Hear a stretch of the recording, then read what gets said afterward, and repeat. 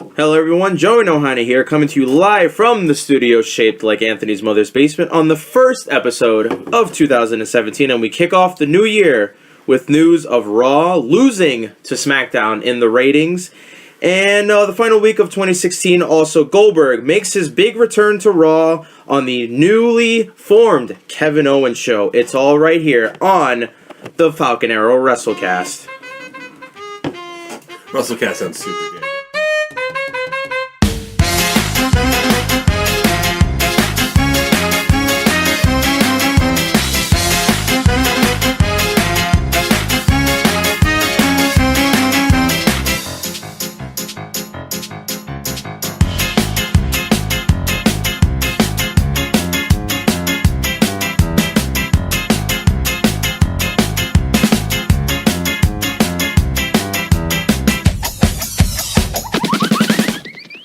Yes, it is the first episode of the year, and welcome to 2017. I am joined by, to my left, not Anthony Caruso, instead it is Tyson Touloud. And across from me is Anthony Caruso. This is his basement. Yes. And my mother's basement. It's his mother's basement that she pays the bills for. However, how was everyone's New Year? Oh, not bad. Not bad. Yeah, rang it in. It's cool. Rang it in? Rang it in, yeah. Did you get drunk? Oh, yeah. I got pretty fucking drunk, dude. And, I had a good time. Anthony, how was your New Year? Well, we survived 2016, so that was great. Yeah, right? I mean, yeah. we're all still here. Thank God. 2016 sucked for a lot of reasons. Except for dank memes. Dank memes are the only good thing to come out of 2016. Well, I like the fact that 2017 kicked off with a wonderful thrashing of Penn State by the USC Trojans, 52-49. Beer up for those fellas out there at Southern California. But dude, I can't wait for this bowl to get taken out of the record books. Yeah, that's not going to happen because we have a lot of white guys on the team now. Anyways, so we begin this episode with SmackDown defeating Raw. Now, here are the numbers. It defeated Raw 2.885 to 2.855, so it's not a massive defeat on the part of... It's a defeat. A win's a win, bud. For them to even hang in the ratings with them is big. That's... When I found out about that, I was immensely impressed and immensely happy at the fact that Raw, which is everyone's favorite 3-hour comedy special, finally got defeated because SmackDown's so much better. And that brings a topic of conversation real quick before we get into the shows that I would like to ask Nick, because I did have a conversation with Anthony about this, but how do you feel about the 3-hour Raw? Because I told Anthony that there was a interview done with Paul Heyman and JBL. JBL said that a third hour of Raw is worth over $170 some odd million in revenue. Really? Yes, that was on an actual. Gotta be yearly. I forgot whose show it was. Yearly, yeah. I forgot whose show it was on. I think it was Ken Rosenberg. I might get the name wrong, but it was a radio show, and he said, "Why 3 hours?" And basically, JBL gave numbers, figures. He said the revenue is worth a lot of money, but for the third hour, it's really killing the product. But money-wise, it's not killing the product. Is worth it to who? I mean, is it like that third hour for the extra vignettes, or all the cruiserweight shit that gets cut out of Hulu, or like what's actually what's actually like where's the revenue coming from? When JBL was approached about that, he said, well, the interviewer said, well, I think it should go to 2 hours. And JBL says, well, why would we go to 2 hours when we have things to fill up the 3? Like the Cruiserweight division. JBL stated that the Cruiserweight division Did anybody on the show with him laugh him off in the show with that? Is clearing up the space and time that Raw is consuming with these 3 hours. So... Okay. Ridiculous. It's a little fucking ridiculous. Let me begin by saying that, sirs, there's already something for the Cruiserweight division. They have their own show, and they have it for a reason. And they're still kind of being underutilized on that program. That show sucks. It really does. I'm already done with it. It was 5 episodes in, and I'm already done with it. And realistically, the whole Cruiserweight thing, they're just using Raw as a vehicle, like a platform to undergird this thing with storylines and try to bolster You know, you'll have like Jack Gallagher come out and like say some stuff, and then like, you know, if you want to see how the match resolves, you got to watch 205. You know, this is literally like a pre-show for 205. Is like what they're using that time for. Yeah. And I feel like, you know, like let's say they didn't cut it out. Let's say they kept it 3 hours. You could allocate that to, I don't know, building up some major storylines with some of your other dudes, like your main roster talent, or you know, making room for other guys on the top card, or maybe fleshing out your mid card, or I don't know, maybe like putting the spotlight on someone who's not Charlotte Flair. How about straighten out this fucking main event scene? Yeah. There's when's the last time you saw Kevin Owens win a fucking match on Monday Night Raw? When was the last fucking time? The year was 2015. You mean uninterrupted? Yes. Winning clean? Yes. No, sir. Well, that's not how things go. Better yet, on when's the Monday last Night time the Raw. Universal Champion, probably the longest reigning fucking Universal Champion you've had on the show so far, got a clean win on Monday Night Raw? Better yet, why is he fucking Hey wrestling? man, being the longest reigning Universal Champion is not the biggest deal because we're all currently tied for being the third longest reigning Universal Champion. So You mean actually building a strong champion? You mean What a concept. yeah. What a foreign concept. Kevin Owens is one of my favorite wrestlers, and it kills me inside to think about how much they, even with a strap, how much they've killed him. Yeah. Stephanie McMahon and Mick Foley and Kevin Dunn and Vince McMahon should have been in New York City for when the ball dropped, because they would have dropped the ball, because like they do every fucking week on every single time we watch Raw. Do you guys remember like a year and a half ago, like how strong he was on NXT? Yeah. Do you remember Immensely like, strong. He, Oh, on a an show animal. with good booking? yeah, he was insane. Yes. Like when he came over and he was still NXT champ and he was feuding with Cena and shit. He came over strong as fuck. Like he was actually able to feud with Cena realistically and go over. Yeah. My man's having a hard time going over Roman now. You know what I'm saying? Like the fuck. Nonetheless, we will get to that real Yeah. fast. But hold on a second. Before we get into that, let us. What do you want to say, Anthony? Well, I was going to say, are we moving on to the big talking about Raw now? Yeah. I was going to say in other wrestling news before we get into the meat of the show. So for all you TNA fans out there, breaking news today: Dixie Carter is out as vice president of TNA. Oh, there we go. Really? Yes.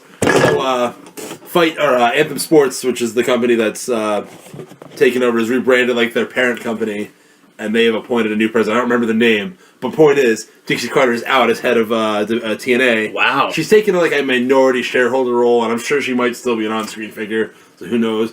But for fans of TNA, there might be some hope. Oh wow.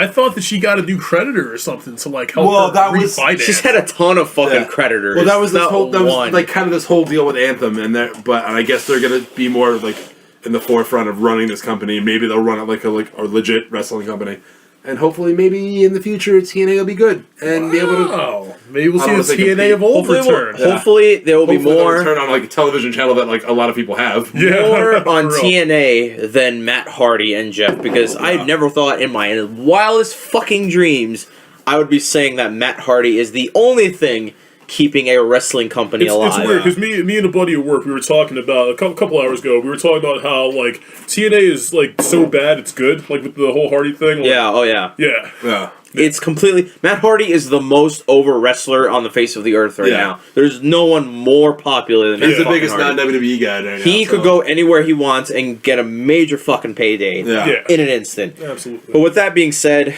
let us get into... Yeah. Anthony takes a swig of his beer. Let's get into Raw. Yep. Okay. The best 3-hour comedy special on television right now. And we will start this comedy special off I just by... crossed over into the realm of so bad it's good too. by announcing that Stephanie McMahon's entrance was ruined by a fucking Google search being done on the Titantron. I don't know if you saw this. I did not see that. Actually. It was so fucking campy and so fucking bad, and it just adds. Was it a legit Google search? Yeah. I- They like. Well, I guess when they run it off a fucking laptop or something, and Some dickhead, some fucking cocksucker in the back is just going. Well, It's probably like Are you Googling like hot Latinas near you? Are you serious? So hold on. You're telling me that the Titantrons run on fucking PowerPoint? Yeah. I'm sure. Yeah. Like this shit's It's wired run off- in to someone's desktop in I the back. shit you not. So we skipped over it. We skipped over the Mick Foley, the obligatory Mick Foley, Chris Jericho, and fucking Kevin Owens fucking segment we have every fucking week on Raw. Now, or any authority figure, major Whoa, player. guys! While we're on the topic, Mick Foley's new look, huh? New yeah, year, he new looks Mick. less of a homeless man. I saw a meme. It's like, what you call it? Mick Foley with the new lesbian aunt. Very nice. But they have their little segment, okay? And Hold on, guys. By the way, hot dog. Popping dog. So, by the way, gentlemen, the entire night there was a fucking shark cage on the stage, okay? Because if you didn't know there was a shark cage going on at the Rumble, now you definitely fucking know, alright? Because there's a shark cage on the ramp all night long, okay? Just throwing that out there. Now, after this stupid fucking boring segment is done with, Stephanie McMahon makes her entrance. Now, this is Stephanie McMahon. This is not some random diva. This is not some random jobber. This is Vince McMahon's daughter, and quite frankly, the owner of the company. I mean, Vince is the owner, but Steph's a big fucking deal at the moment. Isn't she like the COO? Yeah, she's. I don't even know the operation chief of the operations. Triple H is the COO. Well, the on-screen COO. Yeah. Who cares? Basically, they fucked up her entrance because some jerk off in the back decided to do a Google search while Stephanie McMahon was making her fucking I entrance. wonder what was so important. Oh my Yeah, god! right? Is he looking for like a new new if you- recipes or something? If you look at the tabs, this guy was on Chrome too, and it said Facebook. This dickhead was about to Checking his log fucking Facebook on the Titantron. Oh, what a cock! Dude, he had to see what new dank memes were out today. Oh, welcome to Monday Night Yeah, Raw, well, folks. maybe he should be updating his resume because he's gonna need that shit, bro. That's fucking wild. So we have this interaction with the four of them in the ring, and it's god awful. It's so bad, and they're stumbling over each other's words. Mick Foley has no idea what date or who's in what match anymore, what fucking city he's in anymore, and it's so painful. And Stephanie declares that this SmackDown winning the ratings war. There's a ratings war, gentlemen. Yep. And SmackDown's winning it. How the fuck are we supposed to believe that there's a ratings war going on between Raw and SmackDown? Well, they're legitimately not necessarily ratings. Give me a but- fucking break. It's the same promotion. What are we arguing about? But it's a legit thing that happened You know what? IRL, and they're trying to turn it into storyline fodder. God, how many more times is WWE going to go to the well with this whole 90s thing? I love the Monday Night War. Don't get me wrong. I love it. The Attitude Era sucked ass. Okay? For a lot of wrestling purists, it was fucking trash. So, looking at the good memories of The Rock, HBK, Degeneration X, it was all cool and dandy. The wrestling was absolute horseshit. Okay? So, the Attitude Era was completely fucking trash. But, nonetheless, they want to make a ratings war to Raw and SmackDown. So as of this point forward, Monday Night Raw will now be referred to as WWE Monday Night Nitro because it's 3 hours. It's painful to watch. No one knows what's the Raw girls. no one knows what's fucking going on anymore. And if they brought Eric Bischoff in, that'd be phenomenal. It would be That would verbatim what would be going on. Can we in get like Stacey WCW. Keebler back as Miss Hancock? Because that would be great. Just rebrand yourself WCW. That's it. Make SmackDown WWE and make fucking Get Tony Raw Schiavone and Mike Tenay. Dudes are getting and, guaranteed money, just not showing up, just making their own fucking rules. So the theme of Raw now, without getting into further detail about what's going on, this is the state of Raw at the moment.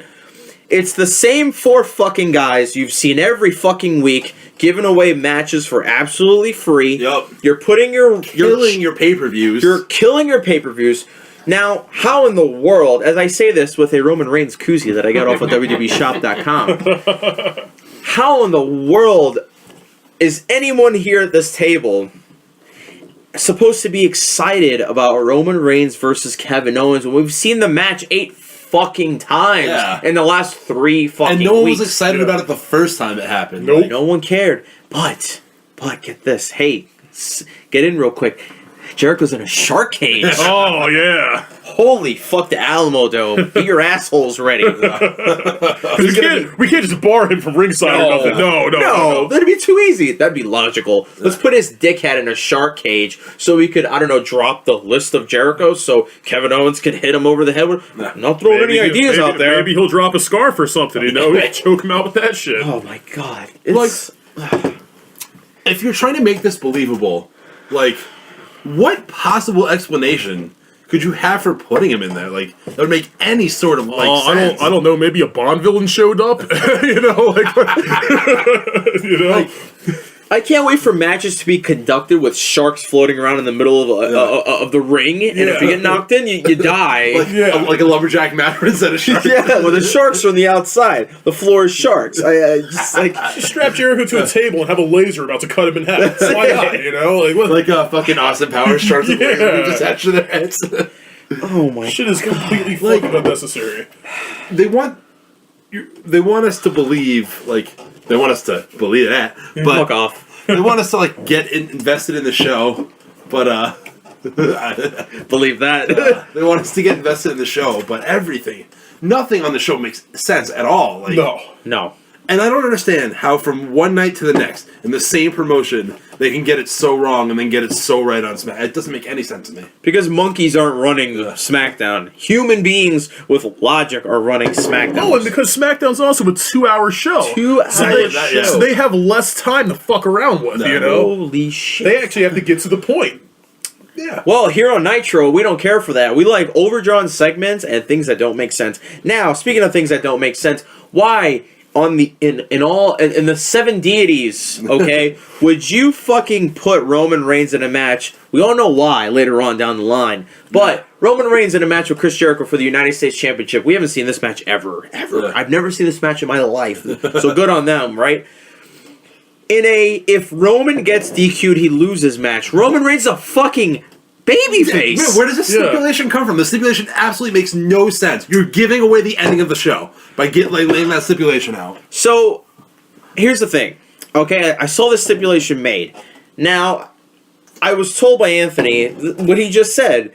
Roman Reigns is a fucking babyface. Why in God's name would you make this match? That makes sense if you do it to Jericho, if he was a champion, because he's heel. Yeah. But it doesn't make sense for babyface. They don't cheat to win. Yeah. Because they're not supposed to. So basically, you're basically saying, without saying it, you're basically giving away what Jericho's going to do in this fucking match. Yeah. Without saying, hey, he's going to use the system in the match stipulation in order to win the match. And also, if they're trying to clamp down on Jericho and Kevin Owens and I guess be babyface authority figures, why would you do stuff to help them?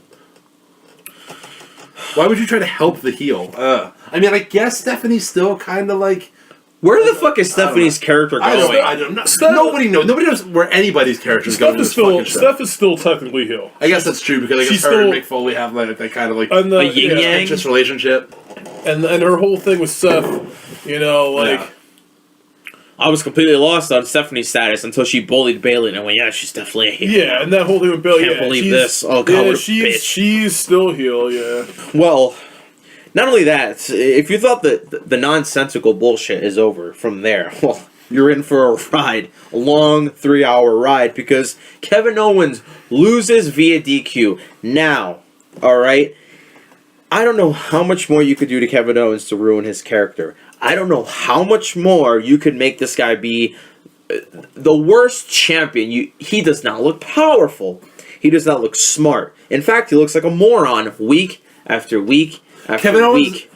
Kevin Owens is maybe one of the worst champions I've ever seen. Yeah, they're making him look worse than they made Seth Rollins look. Yeah. And they made Seth Rollins look terrible because he had J&J and Kane fucking helping him out more than half the time. That's sad because Kevin Owens is one of the best overall wrestlers.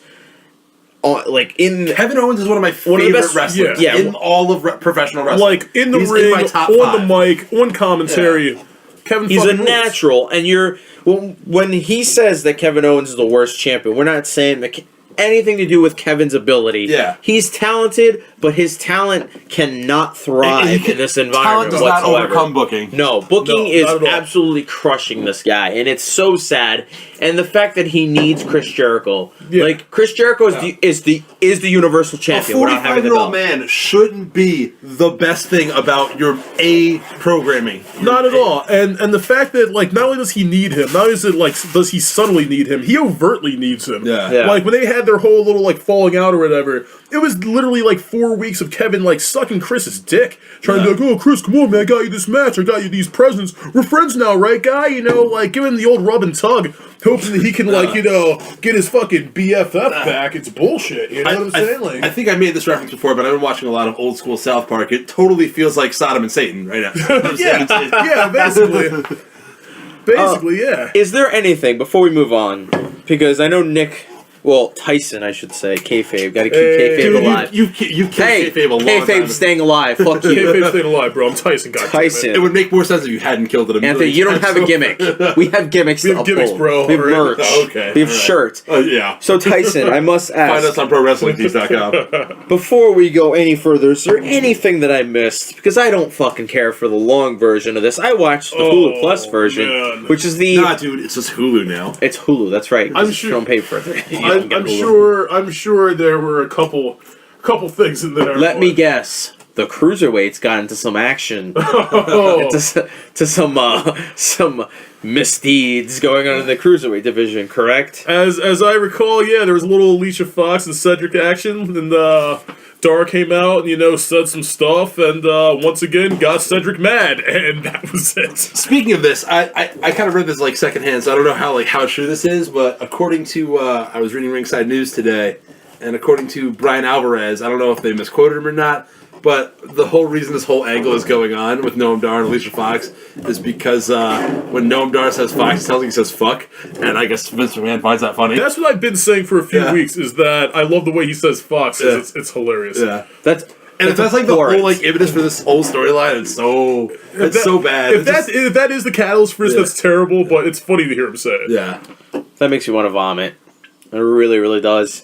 There was a tag match. I'm pretty sure the club has Oh, matches. do tell! It wasn't on the Hulu cut. Go for it. No, I actually heard this no, match no, was good. Actually, yeah. It wasn't bad. And I'm pretty sure the club went over. Yeah, again. Anderson got the Anderson, pin. yeah, Carl Anderson won a fucking match. yeah. Carl Anderson won a match. It is a new year. The club that is 2 in a row so far. Fuck me, they're on a roll. Yeah, do you believe that? Unbelievable. They're actually winning stuff.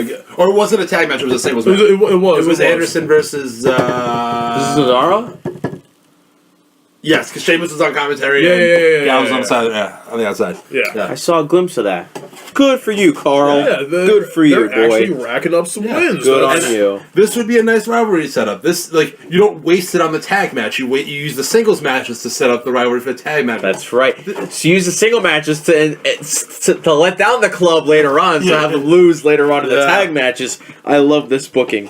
I love it so much. Speaking of booking and awful booking, let's move on to Sami Zayn. Samuel Zayn versus Brother Strowman Oh man. in a last man standing match. Now, I do want to talk shit on this match. I would love to talk shit on this match, but it is the only match that I've seen on Raw in a very long time to invoke emotion out of human beings sitting in the crowd.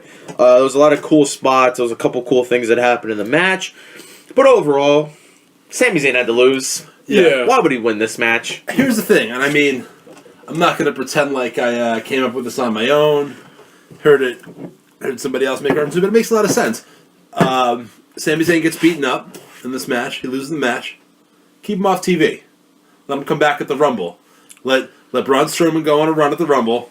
Maybe get the most eliminations because they're trying to really build him up. Yep. And then have Sami Zayn with the big babyface comeback, win the Rumble over Braun Strowman. Or at least eliminate Strowman, yeah. Or at least eliminate him. But That'd be cool. I really think that the more I'm thinking about it, I think Sami Zayn should win the Rumble. You think Sami Zayn's going to Sami win the Zayn, Rumble? you heard it here, folks. Yeah. Heard it here first. That Sami Zayn's winning the Royal Rumble. I think he should. I mean, they're setting it up. They're really setting it up for Sami Zayn to have the big babyface comeback at some point. In a perfect They have to world, have a payoff in to a it perfect somehow. world, a surprise or like a random winner of the Rumble would be ideal. That's what it's for. The Royal Rumble's for unpredictable winners Yeah. of the Rumble. But story doesn't tell the same story of who's winning. The storyline doesn't tell the same story. Why not? You're building Braun up as this big guy. He's eventually got to get his comeuppance at some point. Sami Zayn has to have his big baby. They keep purposely knocking Sami Zayn down. Maybe Sami eliminated Braun Strowman. I can see. I can't see him winning the whole Rumble though. Why not? Who else could win the Rumble? Like 1,000 like other Goldberg, people. Like Goldberg, Lesnar, Baron Corbin. Fucking like, there's a lot of people who could win the Rumble. Well, first off, spoiler alert: Finn fucking Balor if he comes back. Fingers crossed. That would be nice, and that could work. That actually might be good if he's healthy enough by the time. It's kind of outside of the time frame, but still. No, it's 6 months, right? I mean, he got injured at fucking SummerSlam. He should be coming back by now. That's not 6 months. Really? Yeah, it's in August, dude. Oh well, shit, man. Fucking close enough. Like that's like 5 February.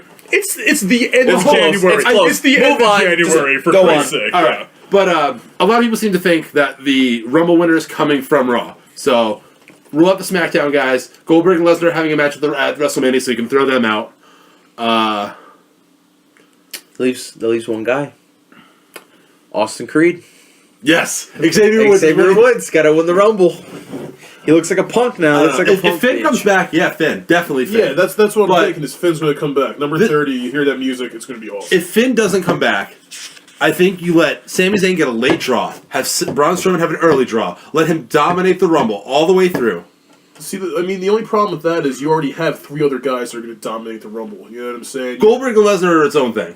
Yeah, but I'm sure they're going to get plenty of eliminations between the two of them. I think they're going to be too worried about each other to I mean, Heyman even said, like, it's going to be eat, sleep, elimination, repeat. Like, he came out and said that shit. I don't think he's going to break any records, though. I don't think they're going to break records, but they'll definitely make their presence known. I think that they should build Braun Strowman in this Rumble. They've already been building him real strong. Build him, let him have, like, the most eliminations or get up there.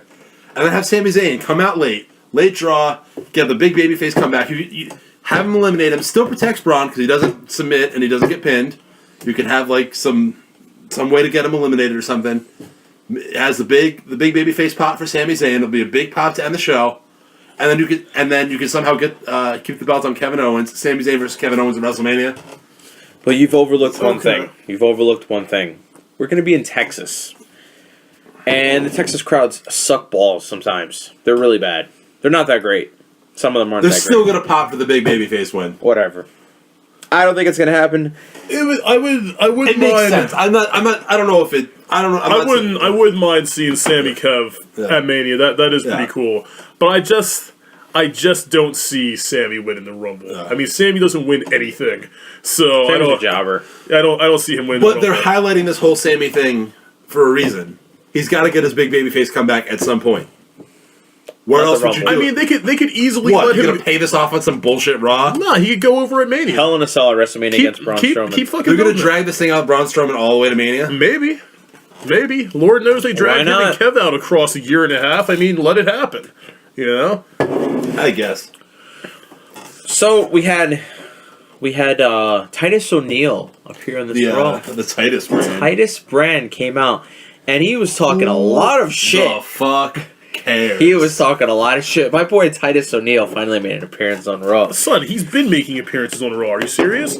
He had that whole thing with like Mark Henry and all that. But this made it to the Hulu cut, Nick, which means it's so it actually like kind of mattered. Yeah. How do you like that? Fuck you. Jeez. So he cut an awful promo with Titus O'Neil sucks. Man. Titus O'Neil does. I liked that segment. I'm not even gonna lie. I liked the segment with Creed. It was a lot of fun. Wasn't it trying to get in the New Day or whatever? Yeah, he was trying to be a part of the New Day. Yeah. He was twerking, doing a bunch of stupid shit. Yeah, he showed off his New Day moves and proved he's just as black as they are. Entertained the shit out of me, and they were talking a lot of. It sounded like they were talking a lot of shit from the bottom of the depths of their fucking souls. So I believed it. Nonetheless, they had a match.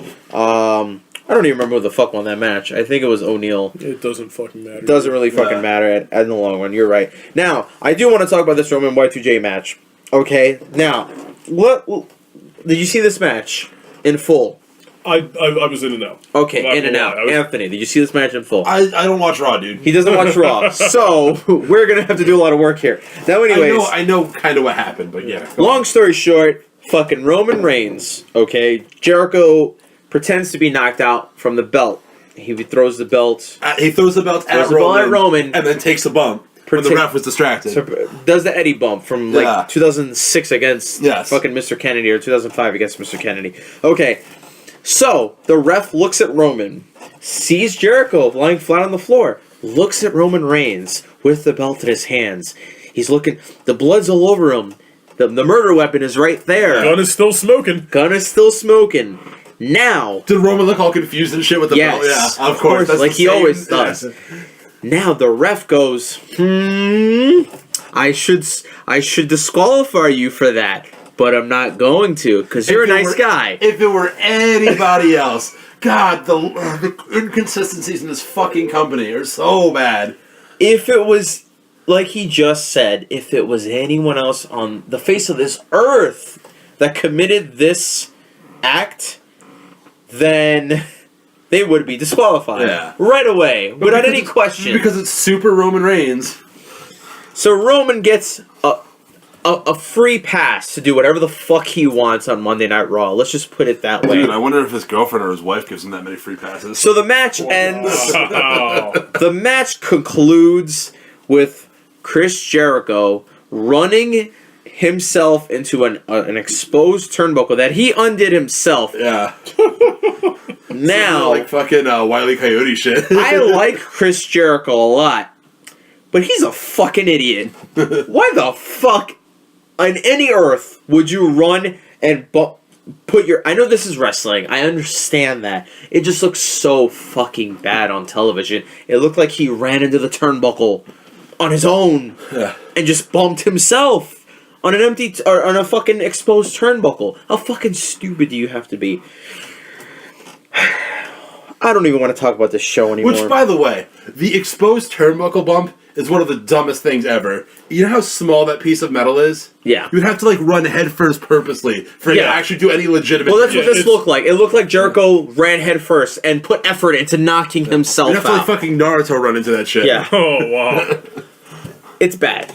It's bad, and I like Chris Jericho. Everyone likes Chris Jericho, except for Nick. Except for Tyson. I've liked him more as of recently, but... This was so stupid. This made him look like a complete fucking moron. But, more things to get to. Tampa Bay makes the list. Good job, Tampa Bay. Tampa Bay. The entire region of Tampa Bay, Florida made the list. The old greater Tampa St. Pete area. Yeah.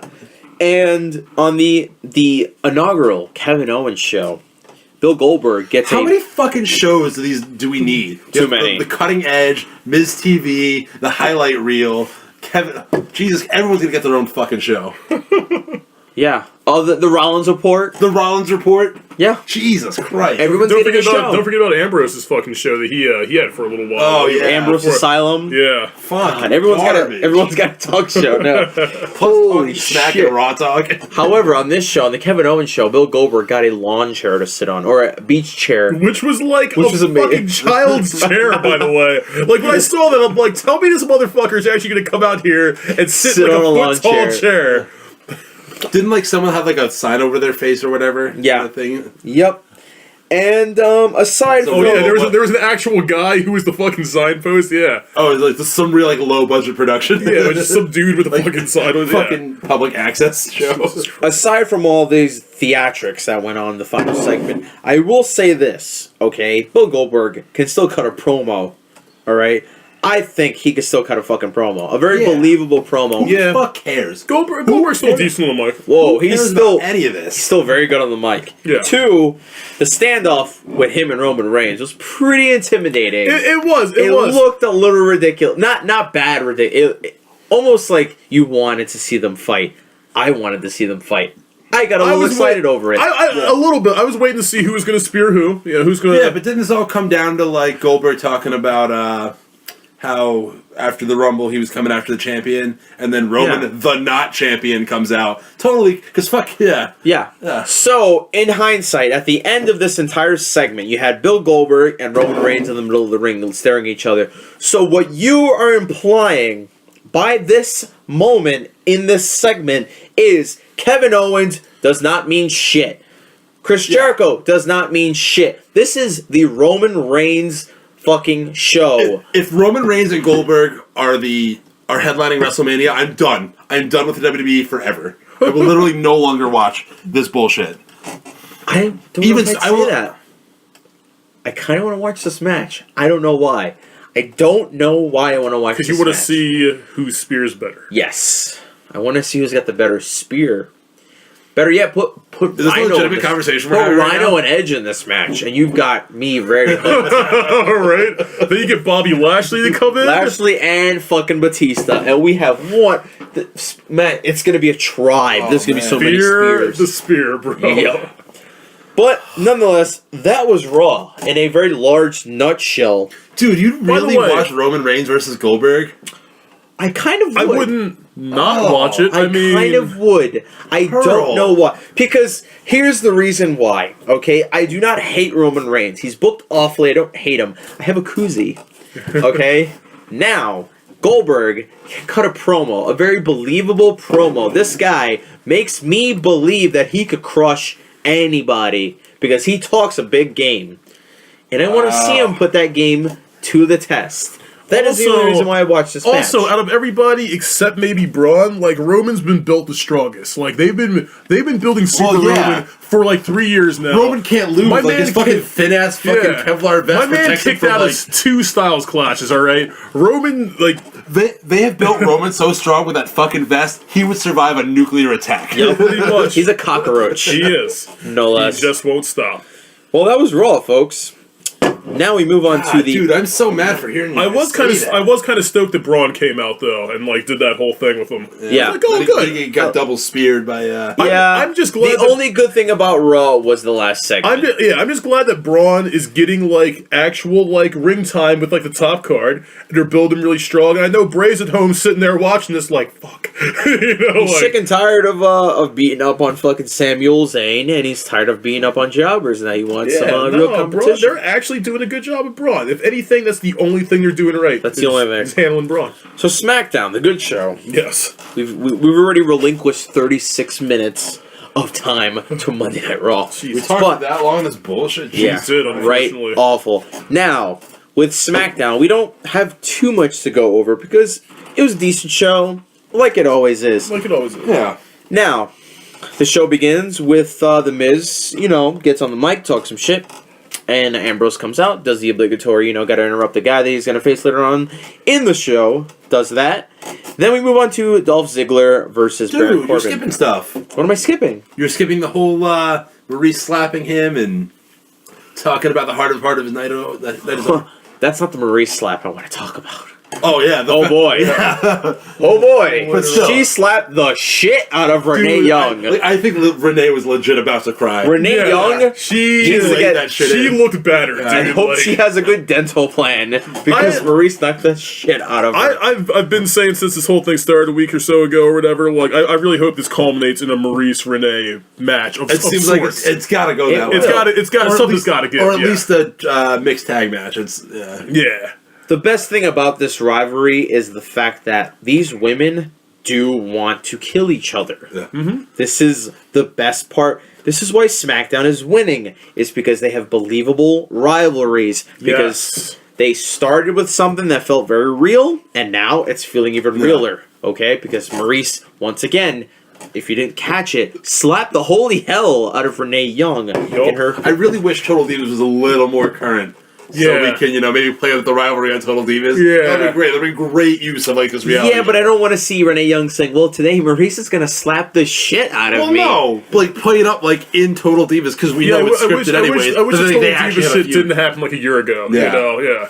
We're not still in WrestleMania. Yeah. Nonetheless, Dolph Ziggler has a match with Baron Corbin. This match, if it was earlier on in the year, in 2016, it would have meant nothing. However, coming off that triple threat match, it meant a little more to watch these two guys And it was pretty good. work. It was a good match. Yeah. Now, Dolph Ziggler, after kicking Kalisto in the face, is he a heel now? Or is he just an angry fucking babyface? I don't know. I mean, what is he now? I would have said angry babyface until he went in the back and started shit with Apollo, Yeah. and now I'm like, okay, maybe. And you know Well, what? to be fair, he didn't actively start shit with Apollo. Apollo was like, "Yo, dude, calm down." And Yeah, then he's that like, way. yo, that shit you did was uncalled for. That's my boy. And Ziggler's like, all right, bro. Well, here you go. So You call him Diggler? no, I thought you called him Diggler. Go we on. could call him Ziggler, yeah. But This is good. This is good for Dolph. The heel turn got a nice pop. They got a good pop. Yeah, there's actually They've been waiting for dudes it. were yesing in the back and shit. Yeah, like this is good for Dolph because he doesn't have a whole lot of places to go now. I mean, him and the Miz are basically done. He's kind of painted himself into a corner. You know, he's lost a lot. He kind of looks like an asshole, but we all know he's still a really good wrestler. So it's good. It's a fresh direction for him. I'm glad they're doing something with him. They can do something new with him now. If Cena does go over at the Rumble, and then the whole like the rematch with him and AJ, and Cena keeps the belt after that, do you think maybe they're building Dolph up as that heel to maybe go after him, or Maybe. I mean, and you know the best part about that whole backstage segment was, like, I like how they had three faces just hanging out in the back. Yeah. Just doing face things. Three face mid card guys just chilling out, you know, complimenting each other. You know, and here comes Angry Dolph, you know, throwing chairs. So who are all the and guys shit. back there? It was Rhino, Apollo Crews, and who was the other guy? Mojo. Mojo. Yeah. So basically, what you're trying to implement here is that Mojo Rawley looked at Apollo Crews and says, "So, how many compliments did you give your girlfriend this weekend?" "Oh, a ton." A ton. I smiled the whole way through it. Yeah. You should have seen me. Speaking of Apollo Crews, I was checking out Instagram last night, and I was scrolling through, and I saw Billy Kay's posted a picture of her, and the way she said about him, I think maybe Billy Kay and Apollo Crews are an item. Really? Maybe. They're having sexual intercourse. I don't know if this is Good confirmed, but for you, Apollo. Yeah. That's what I'm talking about. You got jungle fever, boy. Jungle fever. showing her his Uha Nation. Yeah, right? But Billy Kay? Whoa. WNBA player? Whoa. That's not a good... Billy Kay. Peyton Royce, maybe. I could deal with. No, hell no. Billy Kay, Billy Kay no. is easily the better of the two. The better of the tandem there. Peyton Royce is 60% teeth, dude. Peyton Royce actually has a decent looking like, body. She is a walking Colgate and it commercial. doesn't look like Who she's the been... fuck was the Iran car from with all the teeth and bleach? God damn it! I know what you're talking about. Can't remember his name though, but I know exactly who you're talking Dude, about. how many fucking shonen references are we gonna Yeah, right. Not enough. All right. Well, anyways, Peyton Royce is way out of that fucking Billy Kay. But anyways, moving on. Yes. Noitora. Yeah. Yes. Haha. Noritora's got the tongue. They had the teeth, dude. Yeah. Big ass smile. Yeah. Oh, okay. Yeah. He had the number on his tongue. Yeah. Digressing from that shit. Yeah. So, now Becky Lynch versus La Luchadora. And Luchadora is still a mystery. We don't know who this woman is. Then we find out that it's...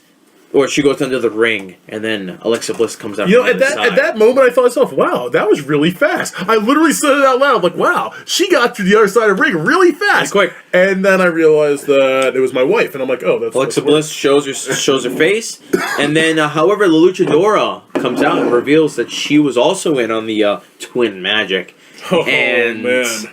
Alexa gets pulls a wool over Becky Lynch's eye. Now here's the question: who is La Luchadora? It's I already know who it is, so I'm not gonna spoil it. If you guys Wow. Don't do that." so we have Dirt Sheet Dan ruining the moment. Okay, here's what we know about La Luchadora. All right, she is Mexican? she is at the least olive skinned. Okay, she has a darker complexion. Okay, so that narrows it down.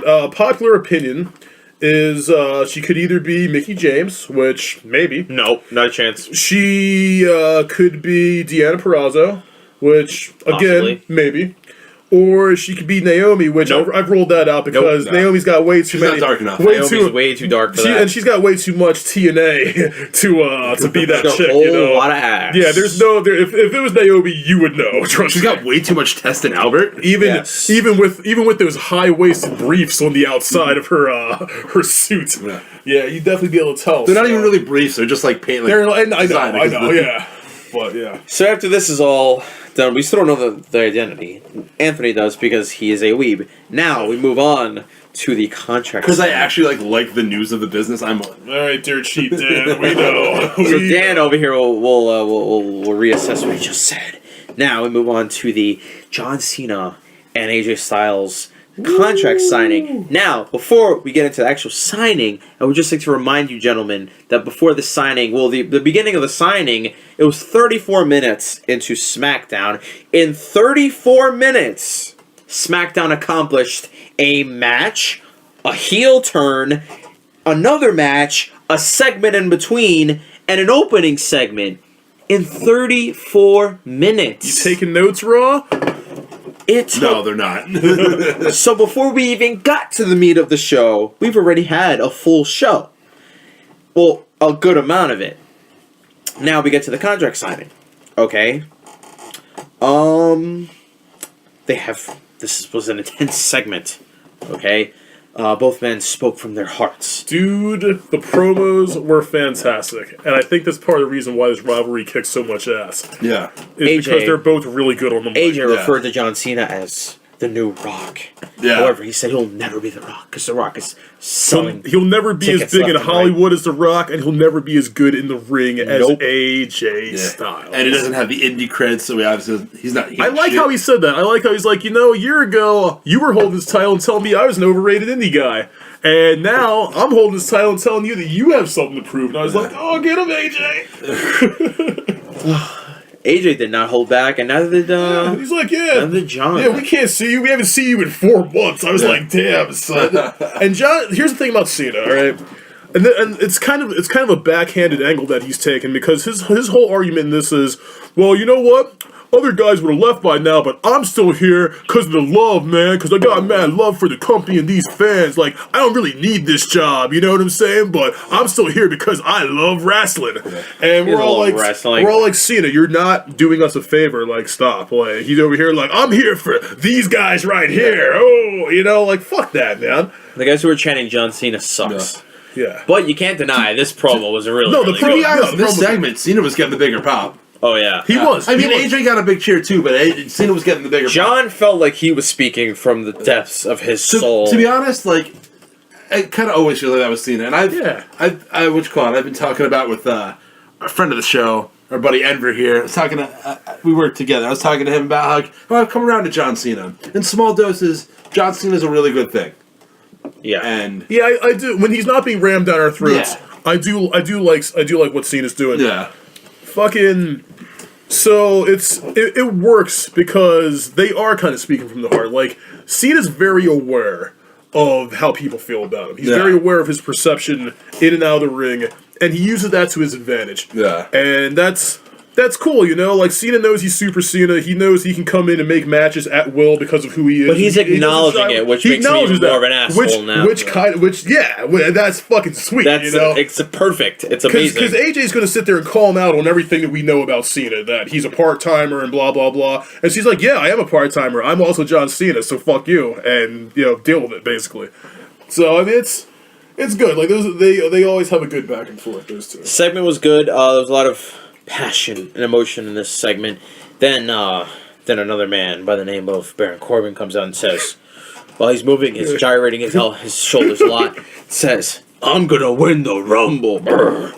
And declares his stake in the Rumble. I was happy and kind of surprised when Corbin came out. Because Corbin's music comes on and shit, and he comes out, and I'm like, oh, wow. Like, clearly he's outclassed here. Like, Corbin isn't ready to be in the ring with these two fucking guys. I look at him, I'm like, oh, shit, he's got a mic in his hand. Oh, They're my God. grooming him. I'm like, Here they it are. comes. It really speaks to the fact. I feel like Baron Corbin is like SmackDown's Braun Strowman. Like, he's the big, overpowered, guy, and they're bringing him up, and they're doing a good job with him. Yeah. And it was cool to see him in the same ring as those guys. But the whole time I'm thinking, like, he's not ready. Yeah. He is not ready to be on the mic with Cena or AJ. But I'm glad they did it. But I mean, at some point, you kind of gotta put him out there and see if it sticks. Yeah, but he did it. Yeah, he came out. And he's a new face. He's a new face. Yeah, so there's definitely room for improvement. But it's nice to see. It was a cool move. I had like a bit of a cringe though when I first saw him hold the mic. I'm like, oh shit, Baron's coming out here with a mic against fucking like two of the best guys on the mic in the business. I'm like, oh fuck. But he held his own. I'm proud of him. Yeah. We already discussed Maurice slapping the holy hell out of Renee to set up the Intercontinental match later on in the night. Then we move on to the most impressive debut of Carmellsworth. Oh, wow. By the way, gentlemen, if you don't know, Carmella's new snapback is available right now on WWEshop.com. Oh It's a massive C for cunt. So if you want to buy it. Is the Ellsworth tank that she was wearing available too for the I ladies wonder out how there? she got that done so fast. Yeah, the man yeah. gave her a shirt and 30 minutes that later shirt was... that he gave her was big. It was nice. They cut it really well to make it fit her. It's almost like they used another size and cut it down. Or, But no. Or they had it made for the show before he even did it. What a Shout out to the WWE Glam Squad. Oh, dude, when he gave her that shirt, you can already see that this is gonna end poorly for Ellsworth. Yep, as Anthony's discs fall apart at the sound of James Ellsworth. Yeah. And she took on Aaliyah. Now, the question is, why did Carmella need help with Aaliyah to begin with? She didn't, but I'm glad that Aaliyah's getting work. And it's Aaliyah's SmackDown debut, blah blah blah, just like Deonna Purrazzo's SmackDown debut 2 weeks ago. That's cool. I'm glad that some of the NXT chicks are getting a little screen time, and Aaliyah is one of my favorite out of the current NXT roster, so. Two notes about this whole situation, this segment. There was a sign in the crowd that said Lesnar smokes mids. Which I noticed and I laughed about. Which Lesnar only smokes that loud. Alright, there's no way. Anthony is lost. Fill him in, sir. Oh, well, you see, in marijuana culture, mids refers to mid-grade, which is your, it's also called regs. This is your medium grade, run-of-the-mill, $10 a gram type of stuff that you find basically anywhere. Like your generic brand? Yeah, and you can find, generic form of marijuana. Yeah, you can find any suburb across the nation. And then you have your high-grade shit or your loud, because, that shit's so loud when you open the bag. Yes. Everybody knows that it's present in the room. It's so loud your beats can't handle it. Okay? Yeah, so that's... Yeah, but Lesnar smokes mids. Lesnar smokes mids. Lesnar can afford that good shit. That good. So that made me laugh. And two, the fact that James Ellsworth is now focusing on getting laid is probably a good thing for him, man. But I wonder how Big Cass is feeling about that. Well, who's Big Cass and what does he have to do with Carmella? See, you'll notice is that breaking kayfabe, sir? I don't know anything aside from kayfabe. You'll notice that they haven't got physical yet, and I was thinking to myself as the match was ending and they're walking up the ramp together, I'm like, go ahead, James, go ahead and sneak one. She can't deny you, right? It's live, You can't break the illusion. So go ahead. Why don't you go ahead and plant one on her, Yeah. But nah, didn't happen. Not he held back because he's playing hard to get now. It's James Ellsworth. He's still a virgin. He's got 3 victories over AJ Styles. I love that WWE creative is totally playing to the neckbeards out there. Yeah. Who live in their mom's basement and don't have girlfriends. Dude, this is more anime references. This is harem anime, come to life. Pretty much. Fucking random ass, seriously, card school guy. You look at Ellsworth, it's bro, I can practically see your virginity. All right, get the fuck out of here. So yeah, I mean, you gotta give those guys. So then after this is finished with, now we get a segment that I was very excited for, which was American Alpha versus Breezango, and I couldn't have been more fucking stoked to see this goddamn match because I love the Fashion Police. I love Tyler Breeze and I love Breezango, and they got squashed by the almighty American Alpha. Yeah. And I get it. This is gonna go any other way. I get it. I totally understand why this happened, but fuck, man. I love Breezango, and I wish they had more of a chance, and I wish they were more than just a gimmick. I wish they were a gimmick and good performers, but this was setting up the whole Wyatt family and American Alpha thing. Obligatory rematch. And Randy Orton saying run instead of Luke Harper. So that fucking stare he gave him? He gave him a fucking real big stare down about that. There is still a lot of heat there, and I'm glad. And we all know where this is going. Oh, obviously, but we'll talk about that when it happens. Then we come back from commercial, and we have Nikki and Natty in the ring. Oh. And they are staring at each other with stances that just scream, "You bitch." I can't wait to tell you off. So, they're in the ring cutting a promo about how each other have been whores and whatnot. Then, Natty reveals a Twitter picture of Nikki Bella and Bret Hart. So that only insinuates one thing. Bret's trying to get fucked by Nikki Bella. I mean, saying, who is my uncle to say that you're a good worker and you're a good person, and this and this and that. And Nikki says, not my fault he wants to bang me. I mean, that's not what she said, but it'd be a great thing if she did say that. Amazing. This entire promo was just to talk some more shit, and for giving Natty more of an ability to say... Does anybody care about this rivalry? Not at all. No. Not even a little bit. Yeah. I didn't care about... I didn't care about Nikki Carmella. I wasn't super into this I didn't care about Nikki promo at all. Carmella. I don't care about Nikki Carmella Part 2. Yeah. Like, it doesn't... Nobody cares except for Jose, who's trying to fade. But she took a picture with Bret Hart. Are you guys serious It's like right Nikki now? Bell versus Debauchery. ex-blonde nemesis. Like, who the fuck cares? Debauchery at its finest, and Bret Hart just trying to get some ass. What's the big deal with that? Dude, when I was watching this, I'm like, who the fuck paid Bret Hart? Natty Right. distinctly said that Nikki Bella will die alone because John Cena won't marry Who her. cares? Move on to the next thing. John Cena won't marry. All right. Anyways, John Cena won't marry her regardless of anything. so the Intercontinental, because we don't want to talk about the real big fading, the real big issues on what's going on SmackDown. We want to talk about other irrelevant things like the Intercontinental Championship match between Dean Ambrose and The Miz. Before we get into the match, however, Dasha has no idea how to say the word Intercontinental. She completely fucked that up. She flipped something before she said that too. She is so bad. That and the James Ellis thing. Like, why did they fire Devin Taylor on NXT but fucking promote this fucking I have no idea. hack? So the match happens. It was a good match, good workers. Can't say anything bad about the match itself. Then we end up with Dean Ambrose as the new Intercontinental Champion.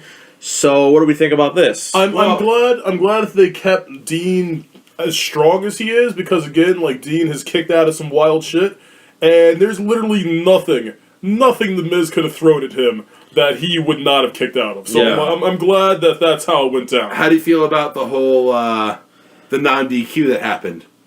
Oh, the whole Maurice thing. Yeah. Is that the theme of this week in television right now? Yeah. The whole, there's a DQ clearly, and the ref just got swayed into not DQing. Yeah. So Maurice slaps Dean Ambrose on the outside of the ring. This one makes more sense. Blatantly in front of the ref. I like how the ref was like, why would you do that? He's questioning, why in the world would you make me go against the big baby face in this match? And then Dean goes, no. Just throw her out. Just throw her out, because now, gentlemen, if you don't know, in WWE, in wrestling of the WWE, okay, when you're superstarring out there, you can now sway the referee's decision. To be fair, without any problems. All stuff like that is at the referee's discretion. Yeah. So there is leeway in that. But this also does set up for the Miz to contest this finish. Yeah, but the weekend refereeing has been very bad. If he contests it or not, he has a rematch clause coming to him regardless. Yeah. So. But the fact that, but this is the reunion tour of the never-ending Intercontinental Championship reign. This is true. This is so bad. The whole WWE that has no rules maintained. Nothing is maintained. Roman Reigns could just put doggy. Like I said, to be fair, there's leeway because it's at the referee's discretion.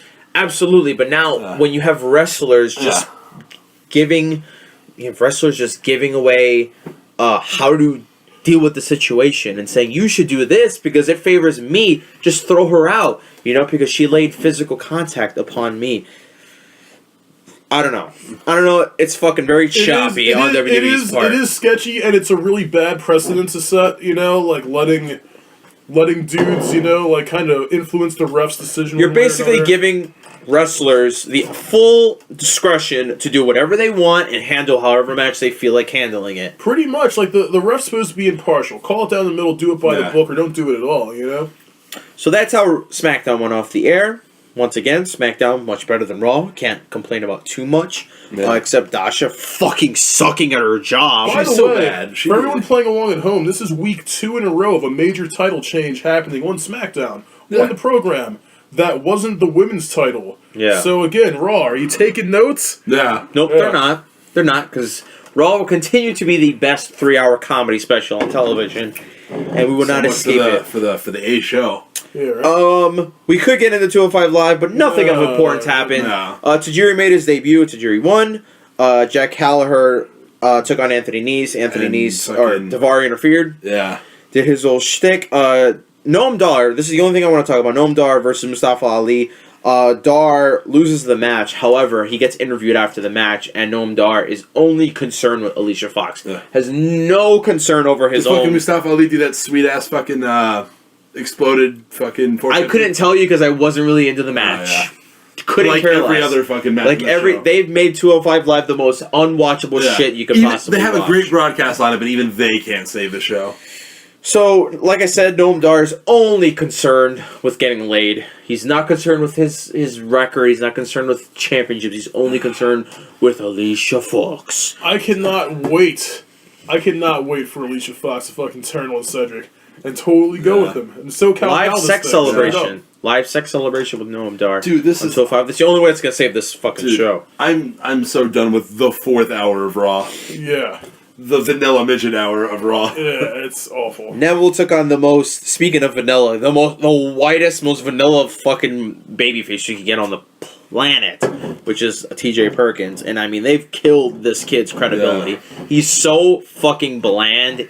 It hurts. It's like being in a jail cell. There's just nothing of importance. Nope. There's no creativity whatsoever. He dabs. He dabs. Yep, and he's got the most obnoxious entrance theme on the fucking face of the earth. I actually like his entrance. That's literally that's it. The only I like thing this music from the him, Cruiserweight Classic a lot better. Yeah, the only thing I like about him is his entrance. That's really good. He dabs once in a while. Cool, whatever. He lost now via a superplex. Now, I guess Neville's winning matches with a superplex now. That's a thing.